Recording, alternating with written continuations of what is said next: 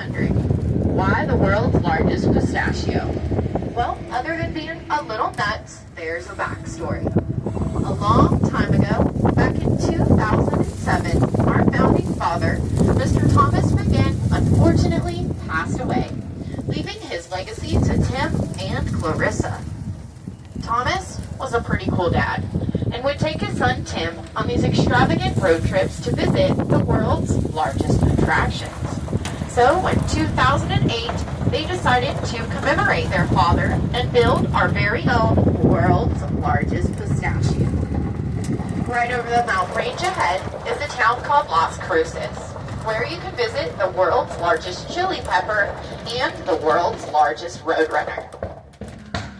This building here is the tastiest. It's our roastery, our winery, and our creamery, where, believe it or not, we make 250 gallons of that homemade pistachio ice cream every week. Now, the very start of our vineyard was planted in 1997 as a hobby, and then, I'm so sorry, and then had our first production in 2000. This year is a peace rosebush. Now, due to the influx of temperatures and the dust storms, the roses kind of have fallen off.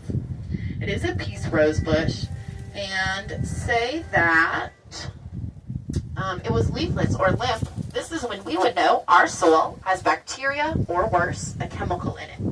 Think of it like the canary in the coal mine. We would have a few hours to a few days to defend the farm. In between each row, we grow a cover crop of wildflowers. We do this for a few reasons. We want to lock that moisture deep into the ground. We want to enrich and add nutrients. But mainly, we want to keep it at a cooler temperature than what's outside. Now this here is Big Red. And Big Red is a manual wine press and the oldest machine we have on the farm. It worked from 2000 to 2011. Amongst us employees, we do like to call this the torture device. It had two poles on opposite sides with interlocking steel plates inside the wooden barrel. We would destem by hand 1,000 pounds of grapes. Throw them in there, then 3 to 4 really strong folk would have to twist and turn for 4 hours. We would maybe get 50 gallons of grape juice. Now we do like to prune our vines into a T shape because this allows the leaves to canopy or umbrella. In 2025, so just last year, we imported a brand new wine press all the way from Italy. It has a bladder system, so inflatable airbags. We're going to throw in about 4,000 pounds of grapes, and in a matter of 1 hour, it's 600 gallons.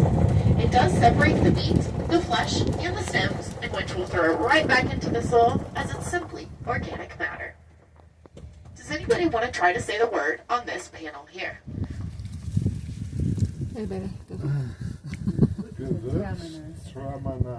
Ooh, that's pretty good. So the ending is meaner. So a little trick, if you say girls are meaner, you got it. All right, now our vineyard is 12.5 acres, and we have 7,300 vines.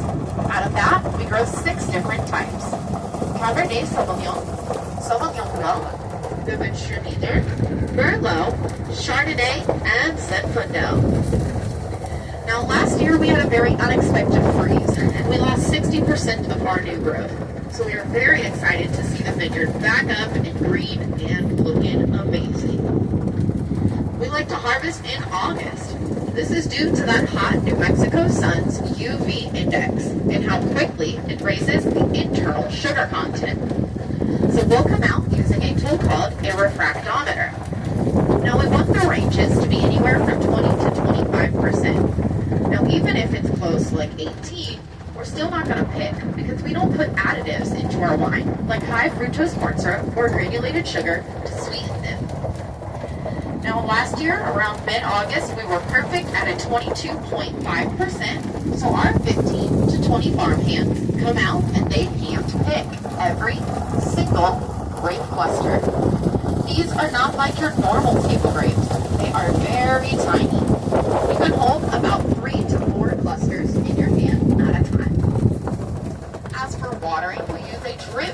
irrigation system. We water every 5 days, 8 hours a day, 5 gallons an hour.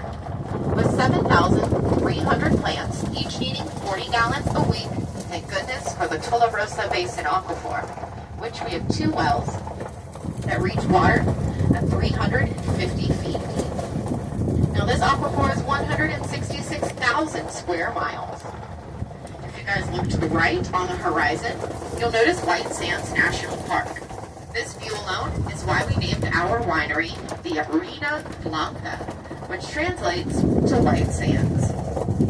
Now, I know it may be 10 a.m., but as Jimmy Buffett said, it's 5 o'clock somewhere. So definitely check out that wine bar. It had up to 4 samples on us. Where else are you going to try? Pistachio wine. Do we have any questions about the vineyard? So the grapes or the wines themselves? So not a grape or wine question, but is the largest pistachio in the Guinness Book of World Records? No, because it's not a real item. Oh, okay. So that, like, it's a world's largest attraction. Makes sense. That's a good question. So for the grapes, like, do they like a more acidic soil? Yeah, they do. They do like a more acidic soil. But on top of that, they also need more nutrients in their soil, too. Whereas pistachios are at a much lower level. New Mexican soil has a lot of caliche, so it's a clay-like property, so it's a neutralizer. Sorry, I'm stuck. So you guys can, or we can add or take away anything that we need to. Sorry, I broke my thumb the other day, and now it's keep going. So I'm stuck. It was in the Velcro. All right. Do you guys have any questions, back row? Yeah. You know the pistachios that you make here, do they get distributed all over America, like, so people, is that how it works? Or? For other farms, yes, but here at McGinn's, we don't export. Okay. Great question, yeah. And we only sell everything right here at our store, Okay. including the wines. You can't find them anywhere else. Just only here in Alamogordo. Oh. To your home address, we will. And it depends on their liquor laws. That kind of thing. Okay. I'm from Florida, so send it over. Yeah, Send it- Yeah, so you're like, whatever, send it over. Yep, chug it out. Yep, exactly. All right, guys, so pistachios. The United States is the #1 exporter, producer, and consumer. The country of Iran is #2. Now, as for production within the United States, California makes up 98%. Arizona makes up 1.5%, leaving New Mexico a measly 0.5%. As I was saying, we don't export. So where can you find our products? Here, which is store 1, we have the world's largest pistachio. And then we have a country store on the way to Cloudcroft that has the giant Alamogordo sign. Now, like I was saying, if you go home and think, man, I should have got a bigger bag of dill pickle, don't worry, we'll send them to your home address. Now, the United States may be the big dogs of pistachios, but they don't originate from here. They're going to come from Middle Eastern countries like Iran, Afghanistan, Greece, Ukraine, Italy, and a small part of Turkey. Now, prior to 1968, the vast majority of pistachios came from Iran. Well, things happened, and then pistachios quickly became a delicacy. This is where the red pistachios came about. Does anybody remember these? They used to dye your hands red. Oh, yeah? Yeah. Very cool. So these are pistachios that were brought from smaller countries by ship. When they arrived, we noticed they left the hull on, H-U-L-L. The hull being the skin of the pistachio. So this hull has to be removed within 24 to 48 hours after harvest, as they will start to rot and decay, and they were staining these shells black. The United States didn't want to sell blackened pistachios, so they slapped red dye 40 and red dye 3 and handed them out as if they were candy. These were banned in 1989 due to the dyes they were using, but can still be found to this day. Now, we sent some biologists from the University of Davis over to the Middle East. This is where they discovered pistachios thrive in a hot, dry, desert-like climate with a very mild winter. This can be found in southern and central California, southern Arizona, and southern New Mexico. If you guys look to the left, you'll see that super dark bark at the base of the tree trunk. And just like the swift line, the bright and beautiful pistachio tree. Each tree needed an immune system, so they were grafted onto the UCB1 rootstock. This acts as a disease and drought resistant. Every tree has to be grafted for them to produce, and you need male and female to make a pistachio. Now, the right side of the farm. This is all a part of the original 40 acres, planted from 1978 to 1981. They are grafted, but in 2011, we had a major freeze come by, and it killed off 80% of the vineyard and 10% of the pistachio trees. The trees that did survive, their bark quickly thickened to protect themselves from those winter elements. This is a vanity issue, and it has no effect on the pistachio nut or its pollinator. Now this tree here is a male pistachio tree. Males are the pollinators, whereas the females bear the fruit. Now you did just miss pollinating season, where they had flowers. They look like Christmas trees. They're red and green. Now, they only work for about 20 days out of the year, and then he'll just kind of stand there and look really tall. Now, we do not depend on birds, bees, or butterflies for pollination. We solely use the wind. And here in Alamogordo, we definitely do not have a lack of it.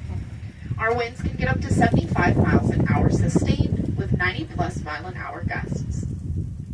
The wind does take the pollen to a 2-mile radius, 360 degrees around the farm. We need 1 male for every 20 females, and they are very short trees. Our males are going to be 12 to 16 feet tall, whereas our females are going to be 8 to 12 feet tall. A lot of the males are planted on the right side of the farm, but that's because the wind blows to the left.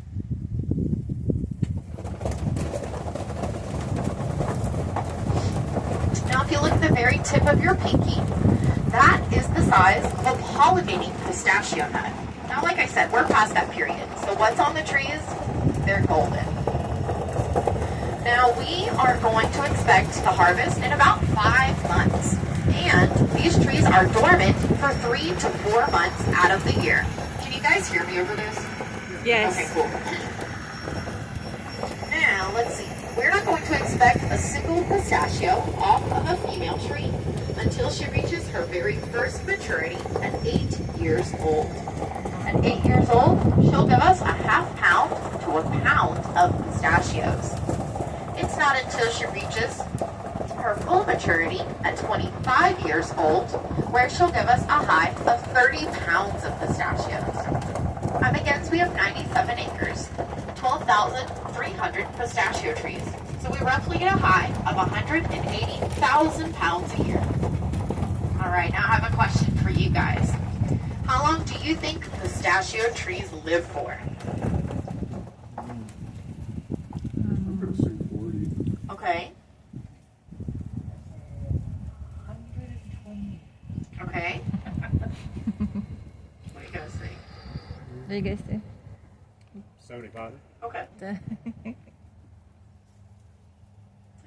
All right. Are we way off? Yeah. That's all right. You participated. I know there are olive trees that are like thousands of years old.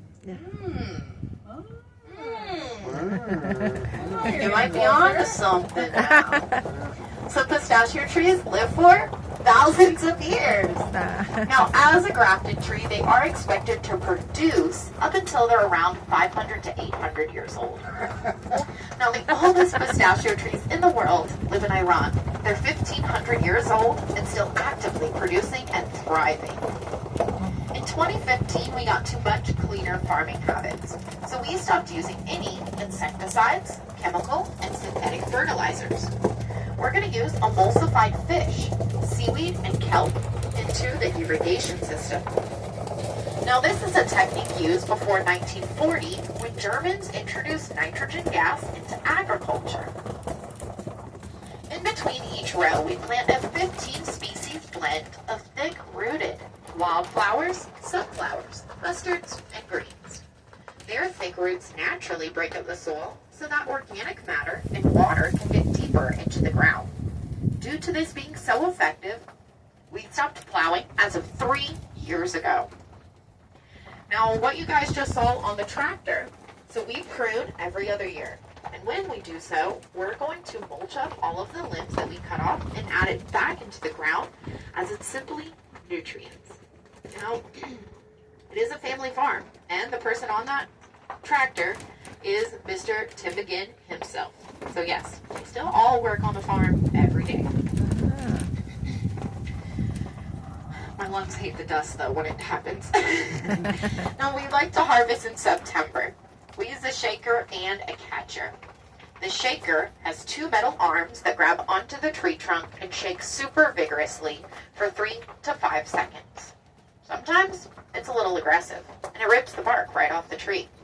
Well, we'll just add God's greatest band-aid, some duct tape. It will scar over nicely. We can shake about 800 trees on a good day, and we're never going to shake a tree more than once in a harvest season, and that's simply to protect her root system. The catcher catches the pistachios and conveys them in 1,000-pound bins. Now, the hull, or the skin of the pistachio, it changes different colors throughout the season. The red is letting me know that it's still absorbing pollen, even though pollen isn't being pushed around. Now here soon they'll turn green, and that lets us know the shell is being developed. Now the very last color change, when the nut meat is developed, it also lets us know the species. So if they're orange, it's a jolly. Now a jolly's nut is green. It's tear or almond shaped, and it's ready for harvest 2 weeks before any other species, as it's the smallest species. Whereas a kermit will turn wine red. The nut inside is green with a purple spot. It's what we based our world's largest off of, and it's the most produced in the United States. The kermit and the jolly are all a part of the Pistachio vera family. Now, even though they look different, they still taste the same. There are 11 species of pistachios and 32 and counting of hybrids. Shells crack on the tree. It has nothing to do with roasting or drying. 85% of our shells are cracked, and the other 15 we crack ourselves and add them into our ice cream. It makes for the perfect bite-sized nut. The black hose is on the ground. That's our spray irrigation system. We spray because, again, our soil has a lot of clay-like properties, so it can be too absorbent or not at all. Typically, it sits on top. The cover crop really does a good job at distributing and retaining water. These are canopy trees, so again, they don't grow really tall, but their roots are super wide, and they're only 5 feet deep. So we're going to stop watering 3 weeks before harvest. Now, during the winter time, we'll maybe water once a month. Come mid-June, we're going to water every 5 days, 12 hours at a time, and yet it's only 6 gallons. A lot of this water gets pushed out via respiration near leaves. Then it goes to that nut meat where it swells, and then crack goes that shell. In the middle of September, it sounds like a bowl of Rice Krispies. It snap, crackles, and pops. All right, guys, that is the very ending of the tour. Do we have any questions before we hop off? So one question I had, so you said in the United States, like you have X amount of pistachios, and I believe you said New Mexico has 0.5%. Do you know how much McGinn's has